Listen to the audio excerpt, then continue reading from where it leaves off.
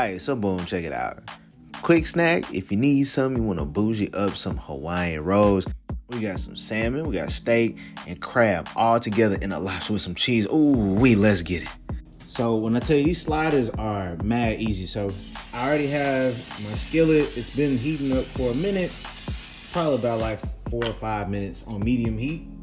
If you have a gas stove, of course, you don't really need to preheat it. It's already gonna be hot. So with red meat, I know a lot of us, we wash our chicken and stuff like that. With red meat, I'm gonna suggest you not do that. It's gonna be discolored and it's not a vibe. All right, so anyway, I'm gonna dump this on in. All we're gonna do, break this little thing up here, this cluster, because we don't need these to be like cooked to a well done, because you know it's gonna naturally cook in the oven some more. So go about like 3 minutes, 4 minutes each side, and then after that, what we're gonna do is then take them off, let them rest for a little bit while we cook our salmon.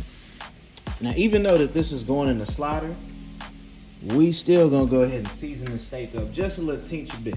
Start off with some onion powder, so we're gonna add some of that on in.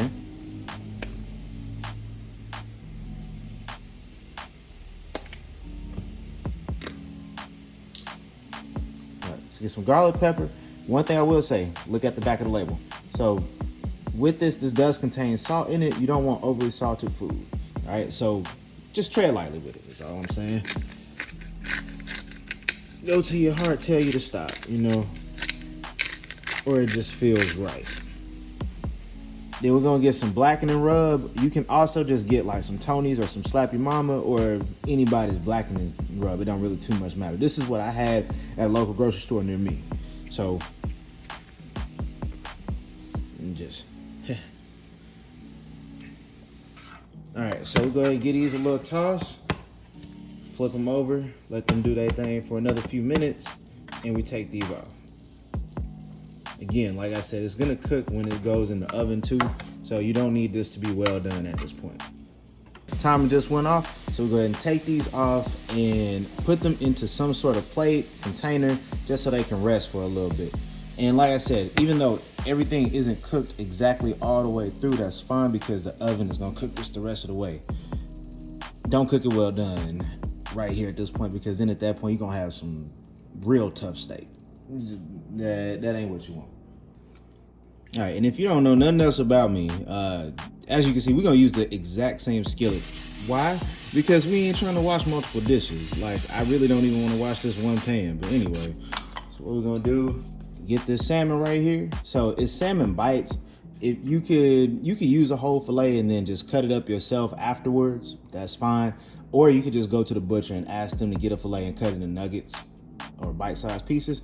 Then we're just gonna run it back. So these are gonna cook for about another 3-4 minutes each side. Again, you don't want this to be thoroughly cooked. Of course, we're all about consistency, so we're gonna use the exact same flavors from earlier. Onion powder, blackening rub,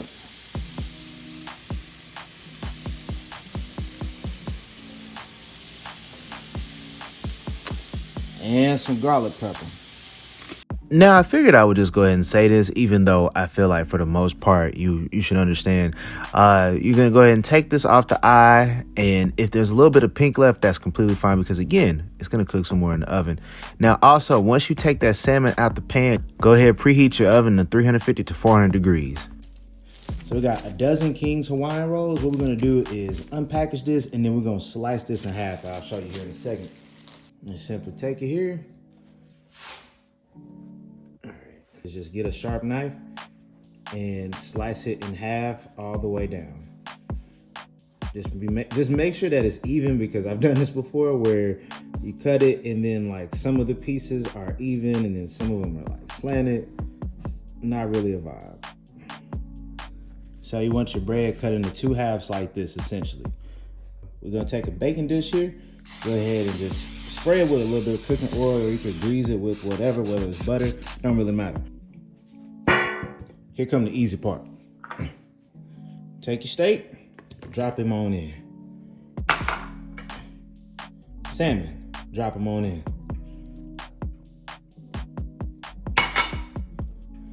Lump crab, you guessed it probably by now.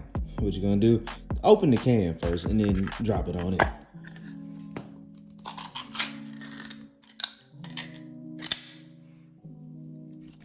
Then we go get 2 teaspoons of some minced garlic.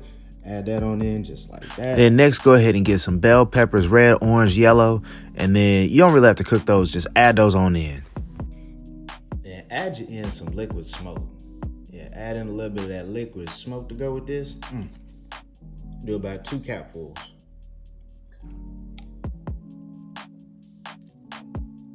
I'm using this pizza blend cheese, but essentially what you're gonna be using is some mozzarella and provolone and Parmesan Romano cheese.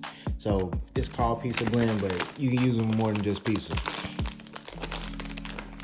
We're gonna interweave some cheese into this mixture here as well as on the bread. So we want this thing to be a cheesy pull apart, just not a mess, but it's gonna be a heap of just gooiness.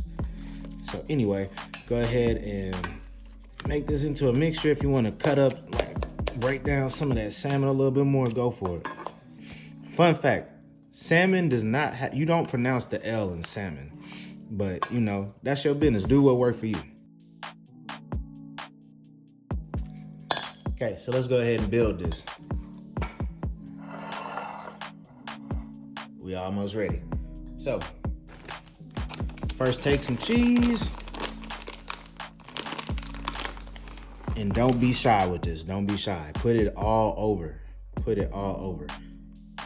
Like literally, we're gonna use this bag of cheese, like almost the entire bag of cheese. So layer that on. Like I said, we're gonna use the whole bag of cheese, right? Some of the surf and turf mixture. So it really ain't exactly just an art form to this right here. You just want to make sure you get that stuff on this bread. What you can do, so there's extras right here. You can save these for egg rolls. You can make a burrito with it. You can make this into a burrito bowl, whatever you feel. But just save it. Don't throw it away. Oh yeah, did I mention we were gonna add cheese? So yeah, put some more. Put some more. Put some more on there.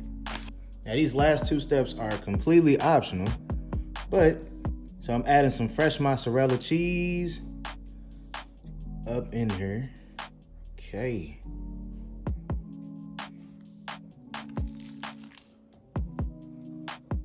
Now the meltiness, that's not even a word. I'm pretty sure it's not, but whatever. You get the gist of it. Last ingredient. All right. Last ingredient, we're gonna add some pimentos. You can even just add this into the mixture, honestly, but yeah, do whatever works for you. Now with this, I don't have an exact measurement. Just go until your eyes tell you, yeah, that look about right. Literally, just go until you feel that it's right. All right, so get your top half, just smush them down a little bit, smush them down. Last but not least, we are gonna make our own little garlic butter to put over the top of this because, ooh, yes, Lord. All right, so this is half a stick of butter. We got 2 teaspoons of some minced garlic, and that's some cilantro, and just a little pinch of salt. Just a little pinch. You know, we don't want to overpower this thing. So melt that on down, and we'll be right back. Maybe I just need help, but I feel like it's almost something just so seductive about seeing butter or whatever the case, like especially on a good crab boil, you see that butter just drizzling over the top of the food. Yo, it looks so good. I'm struggling trying to get this voiceover done. Anyway, all you guys to do, pop this in the oven at 350 degrees, probably for about like a good little 10 minutes, just a little 10 minutes, that's it. Or until the cheese is fully melted, all right? And to your desired level of crispiness for the bread. See y'all in a bit. And then check that out. Wow, that's in the oven. Go ahead, get your dishes on out the way. Me talking to myself right now. But anyway, hopefully you enjoyed this recipe as much as I enjoyed showing you. Thanks for watching. I'll catch y'all next time.